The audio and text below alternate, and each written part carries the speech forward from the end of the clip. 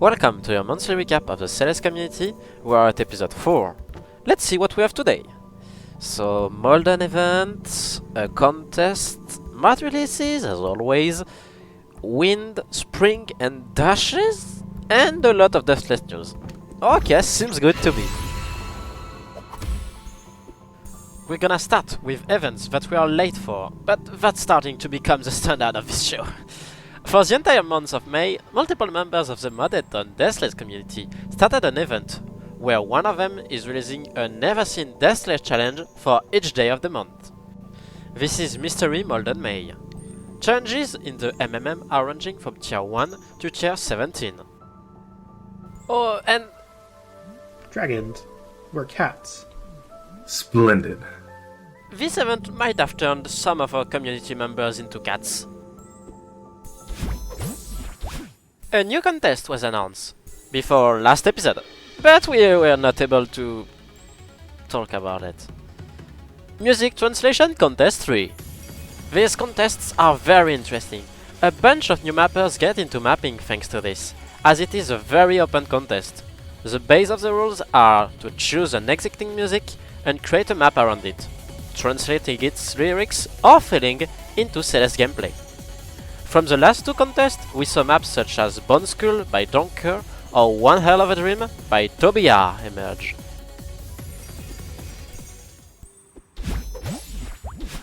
Let's now get into the mod releases and updates.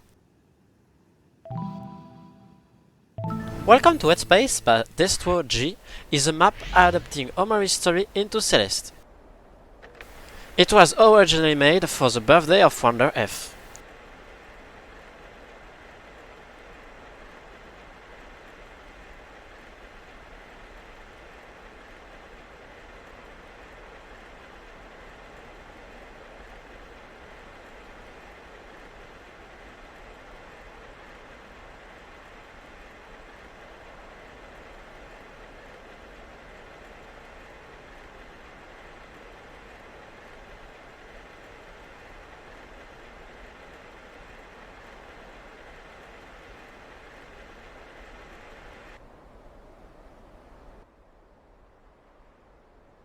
Omori is an RPG game developed by Omocat about fears and memory.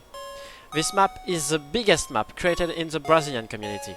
It was the work of an entire team. We encourage you to go and experience it.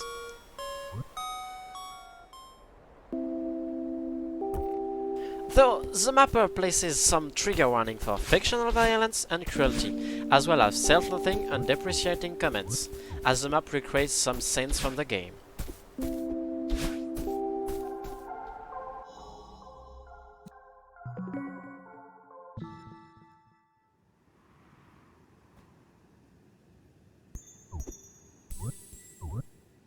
The D-side spike by Monica received an update this April. This new update added 2 new dark side, 6 dark and 7 dark. With those 2 maps comes a new music update. 7D and 7 dark now have a new music by Mindsire. Summit, Reach for the End of Infinity remix. I won't say anything about those 2 new maps, as their gimmicks are very interesting to discover by yourself. These new D-sides updates are more focused on the narrative Monica is adding, and the 2 admins of the recap may have passed too much time to try and theorize what is happening in the story Monica is giving us. Hello, the editor here. While we were working on this episode, Monica released a new version of the D-side packs, adding 8D and also bonus chapters. So yeah, it was during the production, so it's not there, but go play it, it's cool.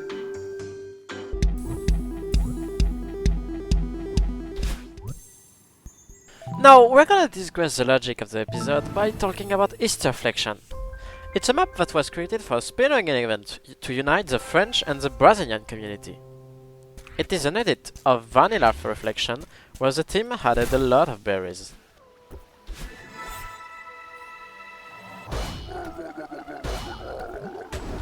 The event lasted from April 20th to May 2nd. It was an all red berries speedrun tournament with a scoring system in 3 phases. For the first 2, you receive points from your place in the leaderboard in each community. And for the last one, it was a live event. Participants had a few hours to run the best time they could to win more points. It was all commented on the channel of each community in their respective language. Seeing events with different parts of the community is so cool, and I hope we will see more of them.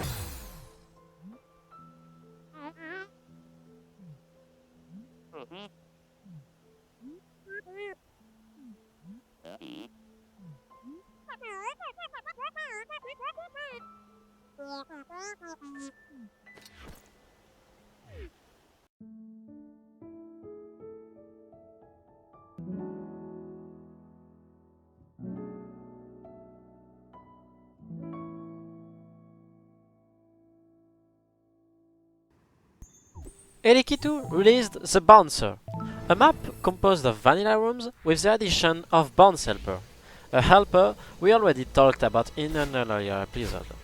It rewrites the vanilla behavior of the game, changing Madeline's movements. Dashing against a wall or the ground gives a big boost, upper dashes and super dashes are inverted, but also other entities in the game are changed.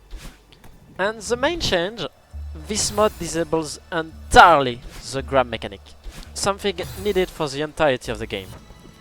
Elekitu did the entirety of the game with Bounce Helper and compiled every challenging room in this map.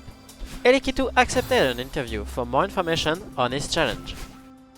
Pourquoi as-tu clear Celeste en entier avec Bounce Helper? Alors, déjà pourquoi pas. J'aime beaucoup Bounce Helper, globalement. Genre, je me souviens la première fois que j'ai découvert Bounce Helper, comme beaucoup de gens, je pense, c'était avec la Strawberry Jam avec Overgrown Green. Et genre, tout de suite, je me suis dit, oh putain, trop bien, des nouveaux déplacements et tout. Et toutes les maps Bounce Helper que j'ai faites après, à chaque fois, je me demande, waouh, il y a tellement un gros potentiel.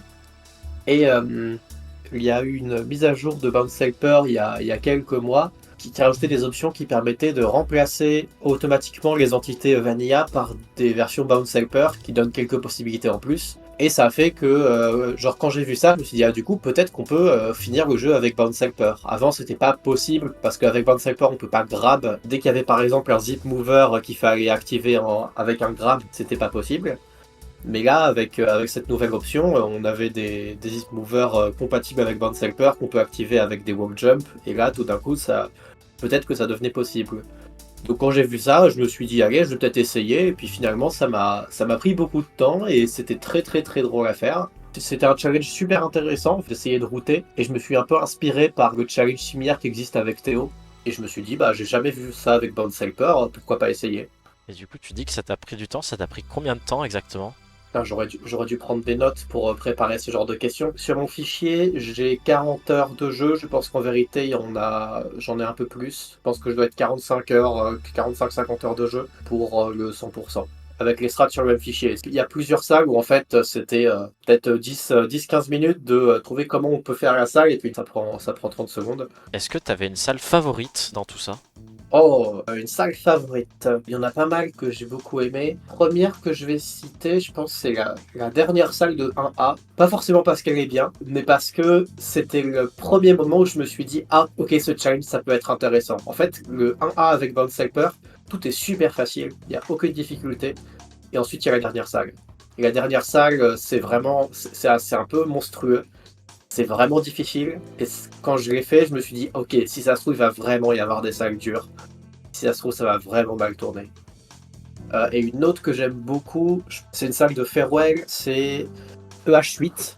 La salle de farewell avec le Kevin Block qu'il faut ride pendant assez longtemps. Elle fait partie de ces salles qui ont une strat assez originale, qui ressemble un peu à rien d'autre. Et j'avais beaucoup aimé la faire.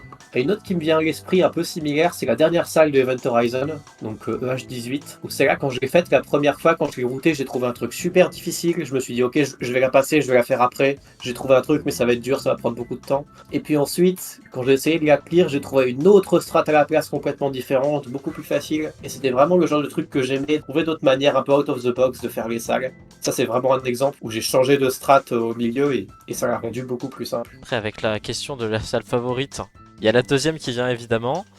Ah, la pire salle. Celle que t'as le moins appréciée. C'est pas nécessairement la pire, mais celle que t'as le moins appréciée. Le moins apprécié. Il y a une salle de 4B ST4. Elle est très difficile et pas vraiment de manière très rigolote. C'est un peu du random, un frame perfect, pixel dépendant, pas setup. La première fois que je l'ai clear, ça m'a pris 2 heures. Quand je l'ai reclear après, ça m'a repris 2 heures. Je me suis rendu compte que vraiment c'est juste random et c'est vraiment pas fun. Un peu dans le même genre, il y a une salle de 1B, alors elle est plus facile, donc ça va. C'était 4. En fait, il faut juste faire un espèce de 5 tile overhang. Et en soi, il n'y a pas de difficulté, mais c'est vraiment juste random. Du coup, The Bouncer, c'est la map que t'as fait. Pourquoi d'un coup, après, tu t'es dit que je vais faire la map après? L'idée m'est venue un peu pendant que je faisais le challenge, parce que je me suis rendu compte que vraiment, ça m'amusait vraiment beaucoup de faire ça. C'était c'est l'un des trucs qui m'a le plus amusé récemment sur Celeste, de finir le jeu avec Bounce Helper. Je me suis rendu compte qu'en fait, c'était pas forcément facile d'apprécier la difficulté de ces salles ou l'ingéniosité des routes quand on n'essayait pas soi-même. Et donc, je me suis dit, bah, je vais essayer de partager ça en faisant une map, une espèce de bilan pour dire, parce qu'on va pas se mentir, même s'il y a des salles rigolotes dans le jeu avec Bounce Helper, la plupart des salles ne changent quasiment pas. On peut vraiment les faire comme on les ferait d'habitude. Et il y a juste quelques salles disséminées qui deviennent difficiles. Donc j'ai fait une map où essentiellement, j'ai gardé le meilleur. La plupart des salles rigolotes à faire et difficiles à clear. J'ai un peu tout mis ensemble. C'est vraiment pensé comme voici des salles intéressantes à faire avec Bounce Helper. Il y a 6 parcours avec une dizaine de salles à peu près à chaque fois. Pour finir la map, il suffit de faire 3 parcours sur les 6. Évidemment, pour full clear, il faut essayer de tout faire. Si vous faites tous les parcours, vous aurez fait la plupart des salles les plus intéressantes. Est-ce que t'as des trucs à rajouter auxquels tu penses? Ouais, en vrai, j'ai un petit truc. Je suis pas du tout le meilleur joueur du monde. Et je suis pas non plus le meilleur pour trouver des routes. Et malheureusement, il y a pas mal de salles, enfin plusieurs salles qui sont impossibles, ou alors qui sont possibles, que j'ai réussi à faire seulement en tasse, parfois en désactivant par exemple les bumpers de Bounce Helper, ce genre de choses. Donc il y a pas mal de salles incomplètes. J'ai fait un Google Sheet qui relance toutes ces salles comme ça qui peuvent encore être améliorées potentiellement. L'un des objectifs de sortir la map, c'était aussi d'avoir d'autres personnes qui se penchent sur ce challenge et potentiellement qui trouvent des améliorations. Là, dans le temps que la salle est sortie, il y a déjà des gens qui ont trouvé sur des salles des strats auxquels j'avais moi-même pas pensé et qui sont plus faciles. Et je suis sûr qu'il y a des salles que j'ai marquées comme impossibles et qui en fait sont possibles.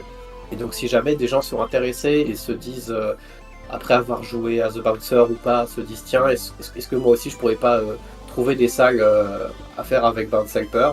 Je les invite à regarder la sheet où j'ai marqué toutes les améliorations possibles.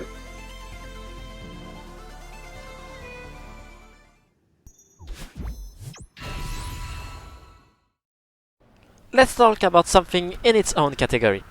A month ago, our friends at Daily Does Celeste made a video essay on Smots Gaming, a channel that posts daily uploads on the room Smots 8, with something changed each video.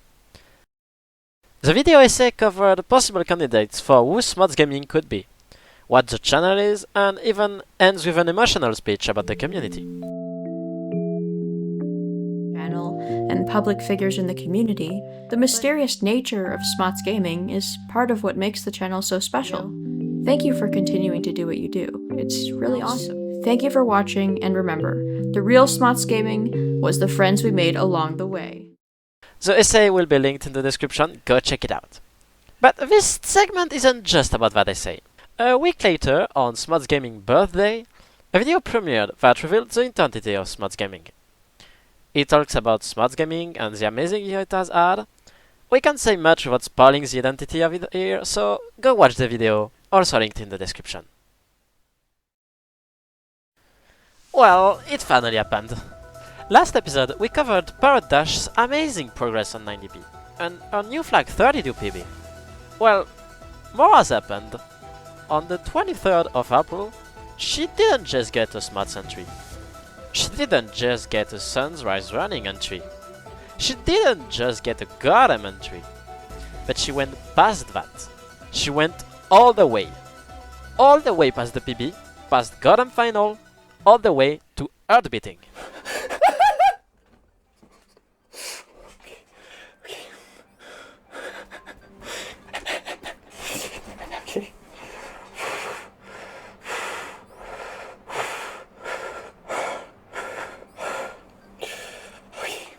Heartbeating is the 17th checkpoint of Final Goodbye, 220 rooms in, and represents parts of the Stubbornness checkpoint in 90. It is also the start of what is known as Final Goodbye's final third, the final stretch of the run and considered the most consistent third. Parrot reaching final third is a feat no one has ever achieved, and is one of the most impressive things in this community. She still didn't stop there though. She went further. She went to checkpoint 18, Realization, the second half of the Stubbornness checkpoint. While the run did eventually die in Realization, it died in Realization Final, the last room before checkpoint 19, Parting. Getting less than a room before a parting entry is an amazingly huge accomplishment, and there's only so much grinding left to do before she gets the platinum. You're in the final stretch, Parrot. Good luck on 90p. Hello, Phantomy Techno, editing this video again. So, while we were producing the episode, again, the tier 20 was added to the top golden list, with 2 goldens moved in that tier. 71D old version and Water Mountain FC. All the other goldens stayed in their tier, those 2 were just upgraded. Let's finish with new top goldens. Yes, you heard me right, a new tier 18 and a new tier 19 happened. Red Bean Bun has been doing lobbies full clear Deathless on the Spring Collab mod. He already cleared Beginner through Advanced, and on the 16th of May they finally cleared Expert Lobby Deathless. The Spring Collab is one of the first big collab released in 2020. Doing entire lobbies Deathless requires very good consistency, as it means doing maps that are very different and that can vary in difficulty. Not that much, but there's still a difference between green and red maps in any lobby.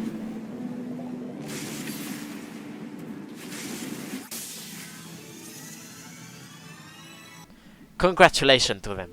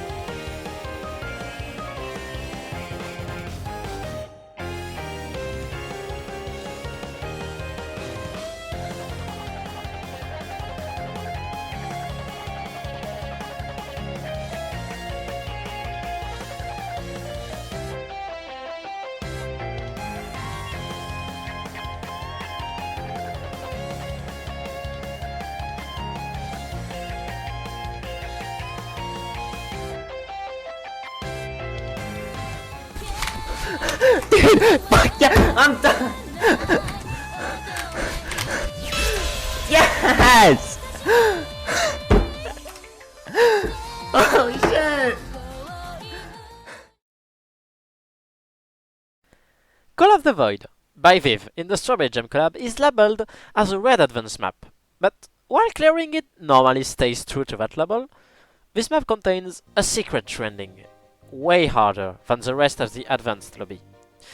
To unlock this new ending, you have to clear the map, do a 2 frames input, then get back to the start of the map with multiple dice input, and then clears 2 new rooms.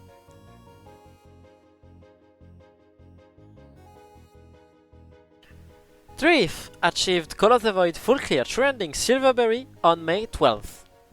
This was a grind that lasted 390 hours.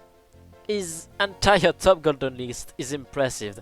He did all the secrets in the Strawberry Jam collab, making some already difficult maps harder. Congratulations for this achievement. And that's it for this month's episode.